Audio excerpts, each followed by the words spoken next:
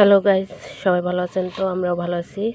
আজকে বড়ের আচার বানাবো, শুকনো বড়ের আচার। দেখেন, প্রথমে গরম জলে ভিজিয়ে রাখছি অনেক সময়, এখন ধুয়ে আচারটা বানাবো। ফোড়নে দিয়ে দিতেছি পাঁচফোড়ন, এলাচ, গরম মশলা। দেখেন ফোড়নে দিয়ে দিচ্ছি। এখন বড়িটা দিয়ে দেবো। এই যে বড়ি দিয়ে এখন নাড়তে আসছে। দিয়ে দিতেছি স্বাদ মতো লবণ, যে যেরকম খান সে সেরকম দিতে পারেন। মরিচের গুঁড়ো দিয়ে দিতেছি 2 চামচ। 1 চামচ হলুদের গুঁড়ো দিচ্ছি। দিয়ে দিতেছি চিনি, যে যেরকম খান সে সেরকম দিতে পারেন।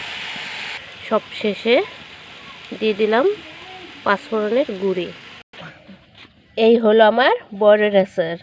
কেমন হয়েছে কমেন্ট করে জানাবেন বন্ধুরা।